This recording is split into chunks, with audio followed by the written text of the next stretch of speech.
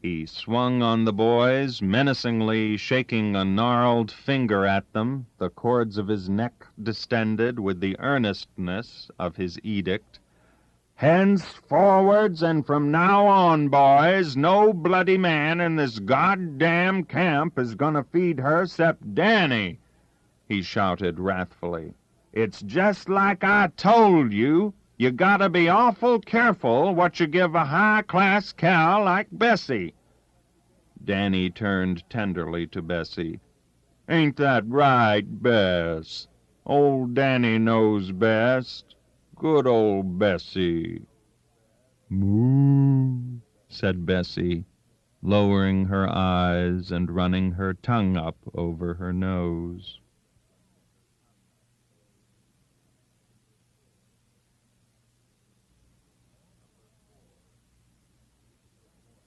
Number 4. The Voyage. Next to playing practical jokes, Danny loved best to argue. He would take any side of any proposition, and if the bases of dialectic were loaded, would swiftly occupy a new corner from which to hurl his dissident views, and he would go to extravagant lengths to prove his point. There was the unhappy Saturday afternoon that October when Swan came in from wood-cutting. Muttering hello, he immediately busied himself at the washstand, surrounded by his precious perfumes and ointments, where he proceeded to anoint himself for the prospective Saturday night trek to Chippewa. Danny was sipping his hot tea and quietly reading Dr. Miles' Almanac, of which he was a constant and advanced student. He looked over his glasses and casually observed to Swan that on that very day, over 400 years before, an Italian adventurer called Christopher Columbus had discovered America. "No, Danny," Swan spoke up through waves of cologne. "It were Leif Erikson who were the first one to discover America." Danny carefully placed his steaming saucer of tea on the table and removed his glasses. Buttressed by such unimpeachable authority as the editorial staff of Dr. Miles' Almanac, he immediately rose to file his firm dissent. "You mean, Swan, you actually believe that this Norwensken, what's-his-name, was the first fella what discovered America?" he demanded.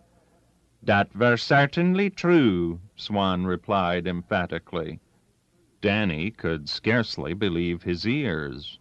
When quiet Swan contradicted any of the boys, let alone Danny himself, it was little short of rebellion. But this time sheer open revolt.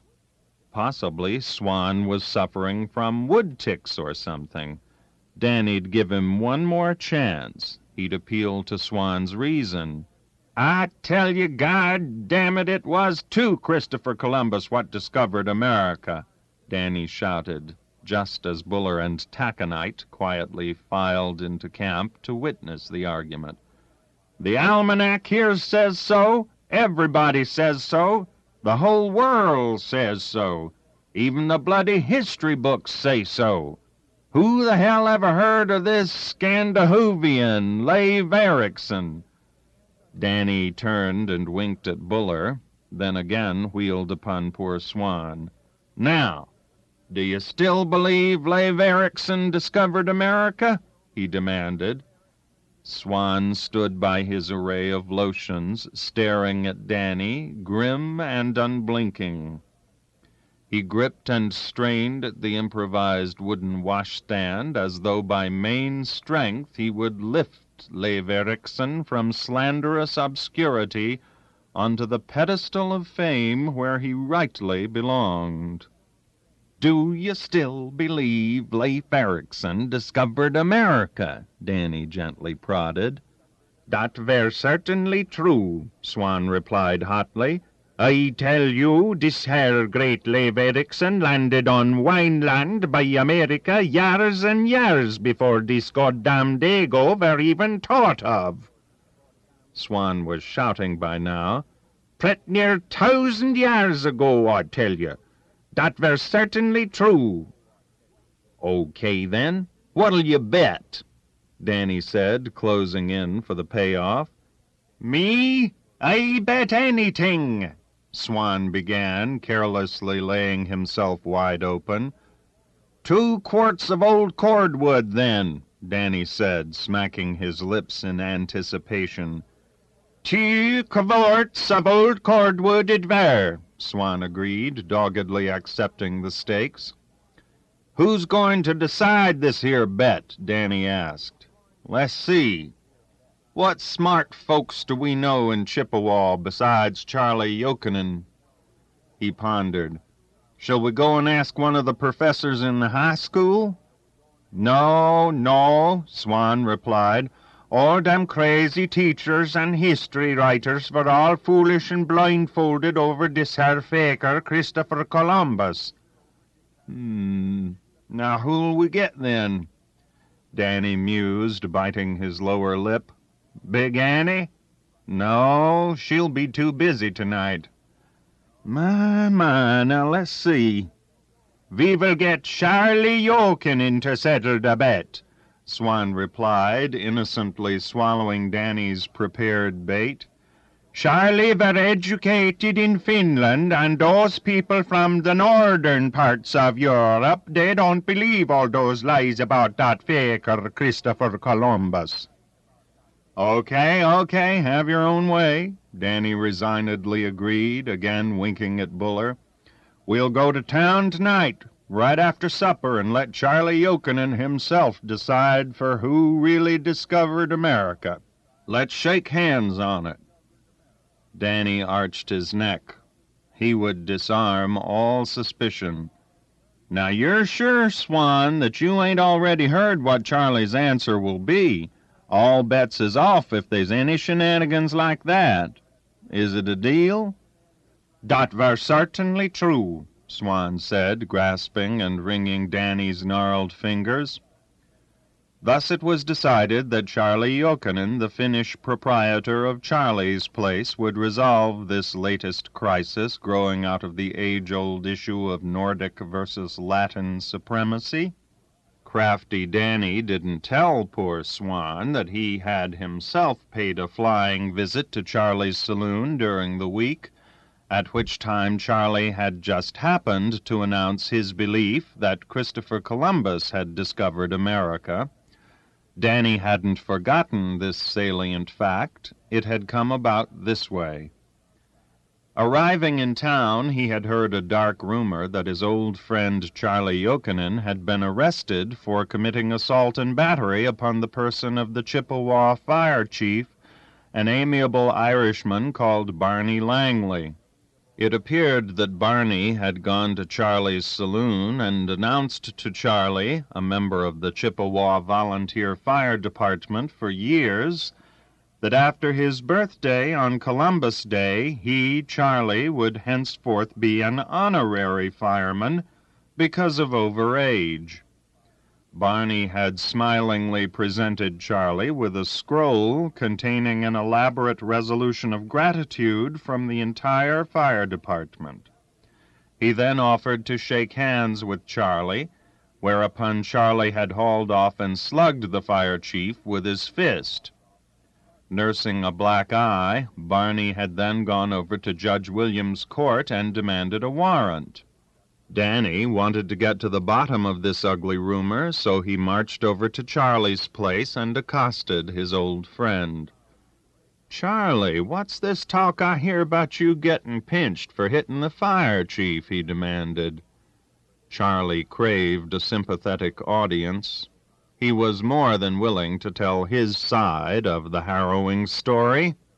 He shook his head sadly. "Danny, what you think for this funny kind cases? Next Saturday, October 12, he's being my birthday, 65 years old. Dat were also Columbus Day, same day what Christopher Columbus discover America. What happened? Danny demanded.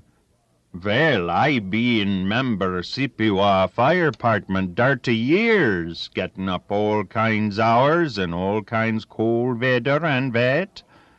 Then one day last week, dat fire thief, he's just be dat big Irish pull-sitter, he come my place and say real sassy for me. Charlie, he say, after you birthday next week, you's to be no fireman's no more.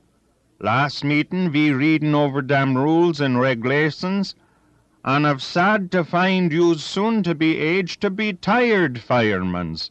After Columbus Day, you's to be too old man for fight it the fire. What'd you say? Danny demanded, rallying to the cause of his old friend. What Sarley say? Sarley sick finger his nose, and he say, Listen, sit pants, maybe I's be too old man for fight it the fire. Maybe it's true I's to be tired firemen's like you say for that. But it's not already Columbus Day yet, and Sarley not too tired for knock sit for you.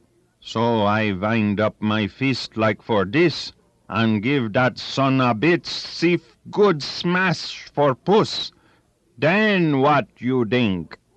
Charlie threw out his hand and shook his head, the picture of a broken old man. Old Sarley going for huge Williams court and pay $10 fines and $3.15 costs. Charlie drew himself up in scornful contemplation of the perfidy of human nature. That's Sarley's thanks from Sippewa people for fight it the fire 30 years. Charlie threw up his hands in mystification. Now, Danny, what you think for that funny kind cases? He concluded. Thus it came to pass that Danny already knew that Charlie was on the side of Christopher Columbus. A man could scarcely help being when his birthday fell on the same day as that on which the great Christopher had discovered America, and so immediately after supper that Saturday, Danny and Buller and Swan and Timmy and Taconite piled into the old Model A and headed for Chippewa to let Charlie Yochanan resolve the burning issue. Charlie's saloon stood on the west side of Main Street in Chippewa. The entrance door was in the middle, and in the tall windows on either side of the door, in front of suspended cloth curtains, there loomed tall potted ferns supported by sticks. Just inside the door there was a broad standing mirror framed in ornate mahogany, and serving to help screen the iniquities within.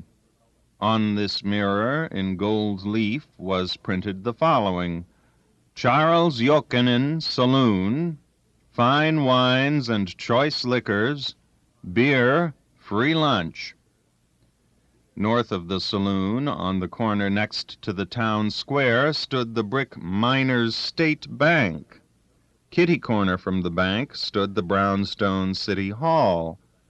In the center of the triangular town square arose a large cast-iron drinking fountain, from the sides of which sprouted 4 little cast-iron drinking troughs for dogs, 1 big trough for horses, and 2 bubbling troughs for the townspeople. That dogs, horses, and people occasionally used the wrong troughs, especially late on Saturday night, never seemed to bother anyone. On top of the fountain stood a tall cast-iron statue of a hawk-faced Chippewa Indian chief, his bow and arrow sighted for a shot never to be released this side of eternity, his fine-etched eyes peering into the northwest as though vainly searching for some survivor of his lost tribe, which had fallen away before the avid, pushing, ore-digging whites. By common consent, nearly all of the townspeople irreverently called him Chief Booze-in-the-Face. There were 14 saloons on the town's main street, and many more on the side streets. On Saturday nights and on paydays, all of them were busy, for then hundreds of miners surged downtown, cashing their vouchers from the iron mines, paying bills, mingling with the lumberjacks and farmers, buying new boots and socks and heavy miners' underwear, and most of them, to the dismay of the local temperance workers, sneaking a few dollars on the old woman for a bloody drink or two. Danny and Buller and the boys had arrived in town and installed themselves at the far end of Charlie's bar, busily working on a bottle of their favorite bourbon, Old Cordwood. So sure was Danny of winning his bet that he had ordered one of the 2 bottles in advance. The loser was to pay. Charlie Jokinen, the proprietor, stood up at the front end of his bar near the cigar counter, playing smear for drinks with 3 Finnish miners. Charlie was a heavy, blue-eyed, florid, wispy-haired, big-boned man in his middle 60s. In fact, he was 65 that very day, and an honorary fireman to boot. Charlie had migrated to America from Finland in his teens. Coming directly to Chippewa, he had early discovered that he possessed a constitutional allergy to all hard work, including iron mining. Being endowed with an alert mind and an affable manner, he was now the sole proprietor of Charlie's place. Occasionally Charlie looked up from his card game, casting a shrewd, appraising glance the length of the smoky bar at his 2 perspiring bartenders. He smiled to observe old Danny McGinnis and Swan Kellstrom at the other end of the bar, engaged in a hot argument. "Poys will be poys," tolerant Charlie often said. And anyway, today was his birthday, Columbus Day. The big Swiss music box against the opposite wall was working overtime, obedient to Nichols, the shuddering metal discs creeping up and down between each selection. Years before, some forgotten traveling saloon artist had filled the entire wall opposite the bar with his alcoholic visions, a sinister, dank, malarial woods scene at night, dripping gloom of no forest which ever grew in Michigan, a forest inhabited by ghostly creatures faintly suggestive of prehistoric deer. The entire panorama was relieved only by a troubled moon which peered from behind racing, troublous clouds. Charlie's worn mahogany bar ran nearly half the depth of the long, high room. At the far end of the bar, near hotly debating Danny and Swan, stood the free lunch counter, covered with cheesecloth against the droning flies. On the wall was a neatly printed sign, "Free lunch, 25 cents." The counter was flanked by a massive icebox. Beyond that was the partitioned, green-tabled poker room. At the back of the saloon was a small kitchen and the Sunday door leading out to the alley in the rear. Over the entire establishment there hovered a delicious stale, boozy smell, a subtle combination of stale beer, mustard, cold ham, old cheese, brine of pickled herring, spilt whiskey, overloaded spittoons, sweating men. This was Charlie's place. "I tell you once more, Danny, this here great Leif Erikson landed on Vineland by America years and years before this goddamn Dago were even thought of." Swan Kellstrom shouted at taunting Danny McGinnis, pounding Charlie's bar with his fist. "Pret near 1,000 years ago, I tell you." Charlie stole another glance from the card game. He could see that real trouble was rapidly brewing. He'd have to step in pretty soon.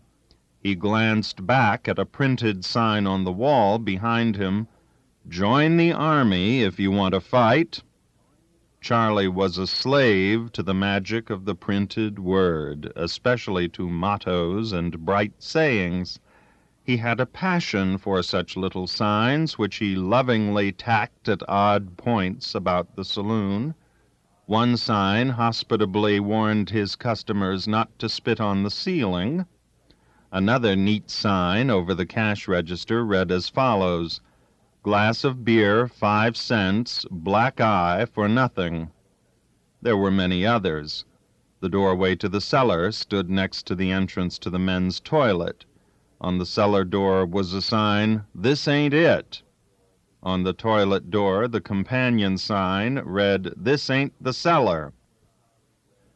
The only place where Charlie wouldn't tolerate pictures or signs was in the little room marked, "This ain't the cellar."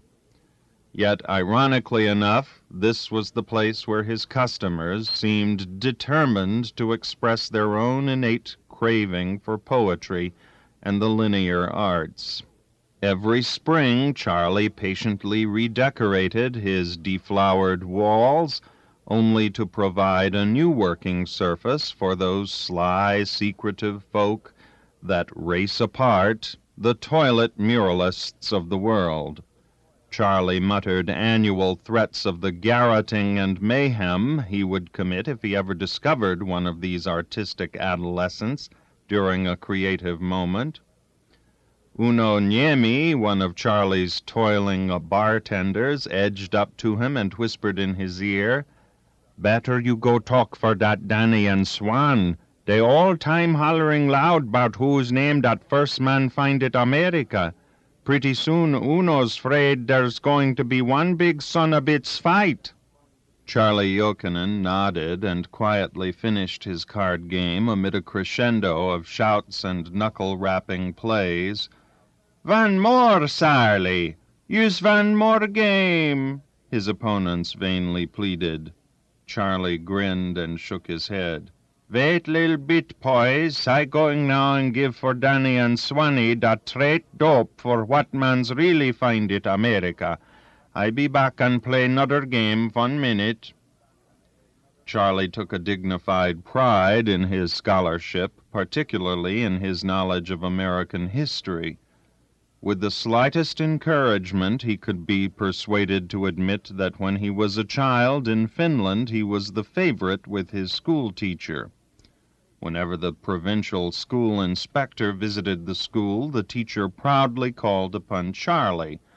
So Charlie moved down to the far end of the bar and stood before Danny and Swan. "Hello, poys. What's the troubles this place?" he said.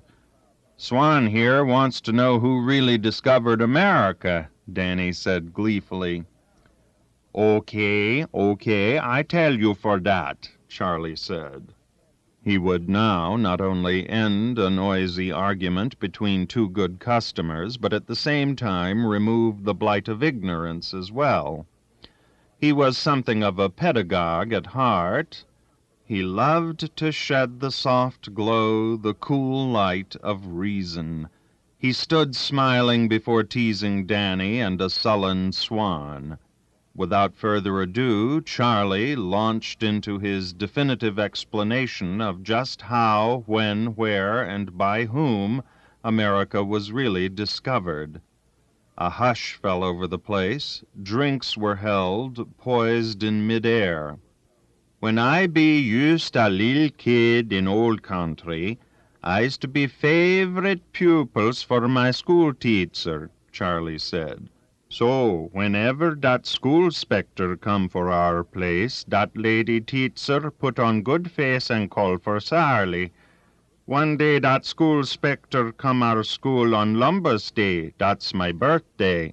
And that teacher, she put on smiling face and she say, 'Sarlie, today's you birthday, so you tell for school specter all about that Christopher Columbus.'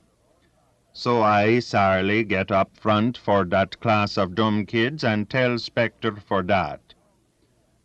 "What did you get up and tell the school inspector about Christopher Columbus?" gently prodded Danny, the perfect interlocutor. "Who, me? Oh, well, I tell you that. One day that Christopher Columbus, he's to be out of work. There weren't no WPA them days, and he is just hanging round pool rooms and tavern places, drinking like a fish and going on the rocks. One day friend for him say, 'Christopher, you got no job. Why you no visit America? There's lots of work that place. Henry Ford, General Motors, Coca-Colas, and many others.' So Christopher, he say, 'By golly, that's swell idea. But who's going to pay that fares?' And friend say, 'Go to King, Christopher. He's good scout. He pay that fares.' So Christopher go visit King and ask it fares for America. But King, he wink his eye and jingle his pants and say, 'I only got few bucks my pockets, Christopher. Better you go ask Queenie. She wear the pants my house.' So Christopher go and ask Queen Isabellis, and Isabellis say, 'Christopher, how much money you want?' Christopher, he smile for Queenie real nice and say, 'Oh, anything what you like give it. Any loose change you can spare, I don't care. I pay you back some other days. You got any sailing ports?' So Isabellis, she lift in her skirts and take it money her stocking and give it money for Christopher. 'Good luck, Christopher, you find couple or 3 ports down by those docks.' Christopher, he real glad, and he run for taverns and pool rooms and get all his friends and few bums too, and they holler and jump on sailing ports and head for America singing like this, 'Happy days, we're here some more.' Many, many days, Christopher and his friends, they sail those ports and never find it America, so quick they stop singing. So some his friends get real mad for Christopher, and they start picket his room, marching up and down, hollering, 'Christopher, you sure know that road's for America?' Christopher, he's real proud man, and he finally say, 'Any day now we going land America. Go back to work. Don't be ream puff.' One day cook he come Christopher's room and say, 'Christopher, I no like to kick it, but grabs he getting low. No more grab in basements. Maybe we all starving before we seeing America.' Just then one man he be way up on flagpole for a ship looking all over with a one-pipe spyglass, and all of a sudden he holler, 'I see land! I see land!' Christopher, he got real mad, and he holler back, 'Pull sit! Christopher no want Iceland, he look at America.' Pretty soon Christopher and his friends, they steering near for some land by a hell of a big river, and there's all kinds of Indians and even Jimmy Durante on both banks, and they all jump and dance and holler, 'Hello, Christopher, how's the bucko? Christopher come visit America.'" "And where did Christopher land, Charlie?" Danny asked softly. "Where he land?" Charlie repeated. "Oh, that. Christopher, he land between Boston's and Massachusetts, 7:30 o'clock Wednesday morning, sharp on the dot. That's how Christopher come to discover America, yes sirree." Triumphant, Danny wheeled upon white and shaken Swan. "Well, there you are, Swanee, me lad. You just heard Charlie here tell how Christopher Columbus was the fellow what discovered America. You lose the bet. That makes a quart of old cordwood I still got coming, beside the one we're drinking here. Hey, Charlie, fix me up a bottle for to take home. Swan'll pay for both of 'em. Wrap it up careful like. It's to be used strictly for medicinal purposes only." Danny was flushed with victory. Okay, Danny," Charlie said, turning his innocent, faded blue eyes on Danny. But why for you going ask me to decide your bets on Christopher when you know very well I tell you only last Wednesday already that Christopher he discover America? Charlie paused as sagging Danny caught and clung to the bar. And by the way, Danny, you owe me the price for this bottle you boys are already drinking here. My bartender Uno, he tell me you were that one that ordered it.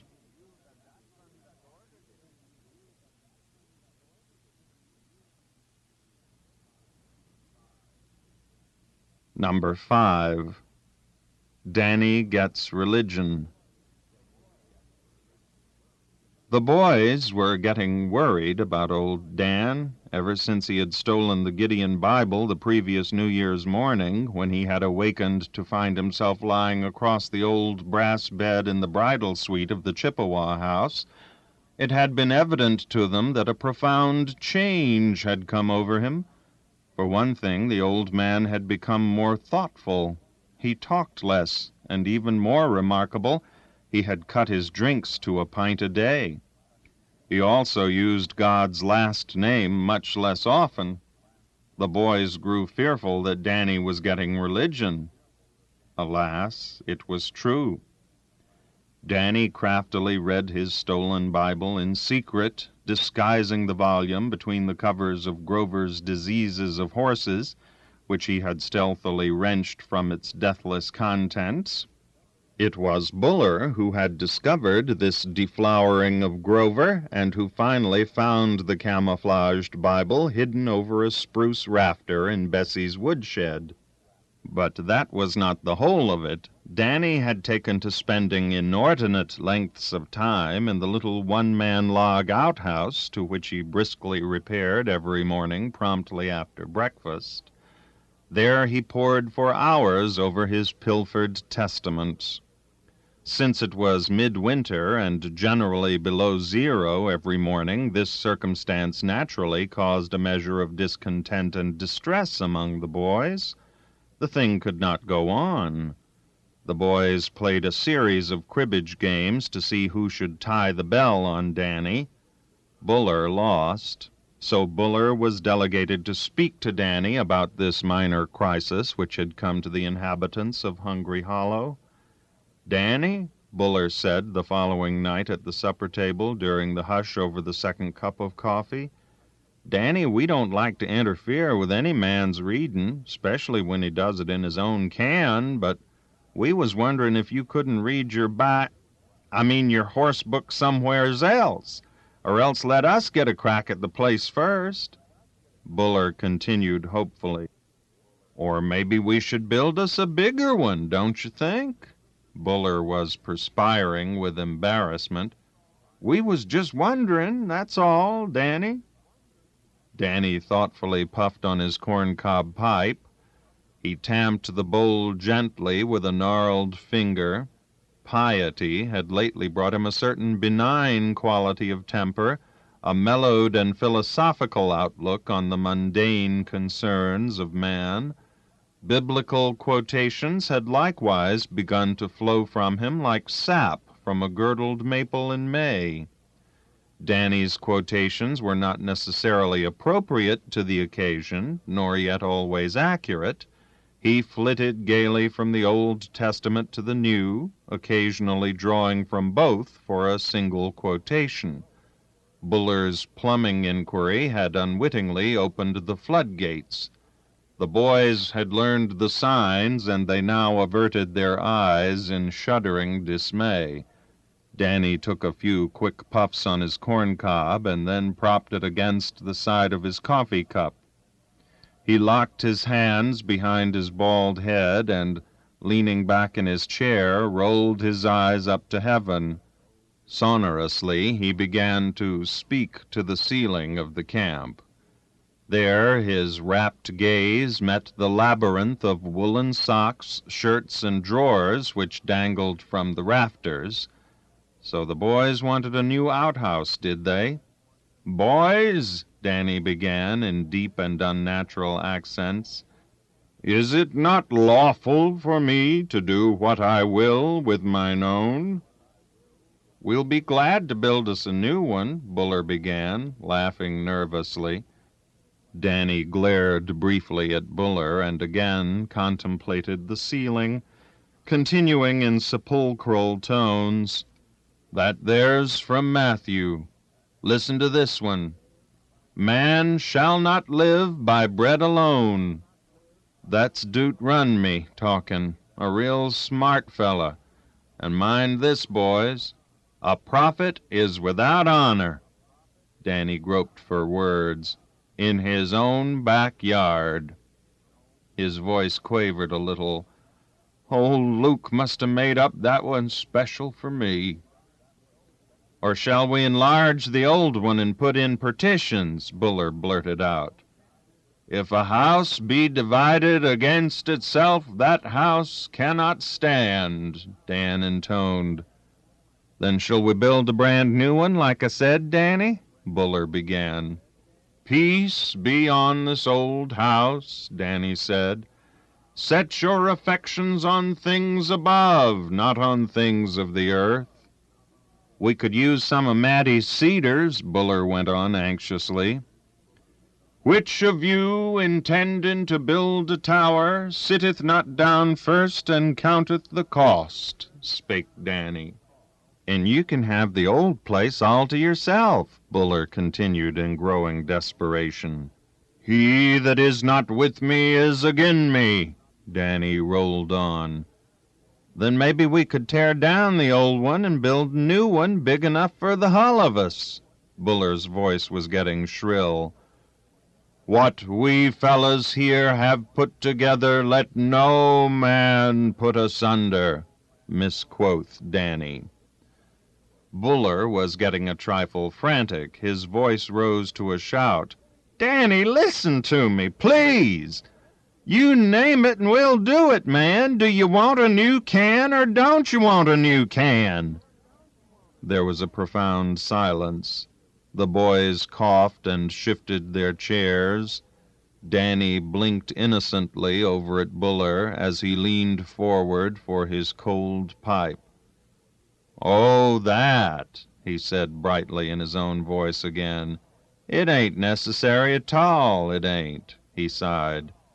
"Boys, I'll tell you what I'll do. I'll give up my seniority rights. Yep. You laddie-bucks can use it first, right after breakfast. Say, whose bloody turn is it to wash the goddamn dishes?" Thus was one crisis met and averted, but it was an uneasy winter in Hungry Hollow.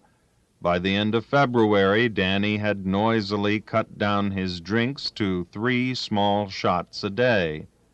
"Alcohol is the curse of the world," he began to proclaim, and he was talking darkly about giving up smoking, his beloved Peerless. He had finally abandoned any pretense of appearing to read the horse book, and he kept his Gideon right out in plain view on the little shelf where the clock stood, under a mangy wolf pelt he had tacked to the wall. Late at night, after the others had gone to bed, Dan would sit by the oil lamp, wearing his 10-cent store glasses. "The best goddamn specs in America. I can even read the fine print on a bill of lading by candlelight." Laboriously muttering and whispering out the ancient words, the boys lay rolled in their blankets, pretending slumber, yawning elaborately, indulging in fusillades of faked snorings, listening to the wind searching and prying at the stout logs of the old camp as Dan read on. Then one night Dan knelt and prayed before he finally climbed into his bunk. He whispered his prayer, but every ear in the camp strained to hear him. It was a personal prayer, brief and to the point, direct from Dan to heaven, in which Dan, in return for several months of rectitude, peremptorily invoked divine intervention to relieve his phlerin ulcers. The experiment didn't work very well because the next day Dan's ulcers were worse than ever. That was the last of the praying. In May month, it was Buller's turn to go to work. By this time, the boys were so oppressed by the ecclesiastical atmosphere prevailing at Hungry Hollow that they were bidding against each other for the privilege of taking Buller's place.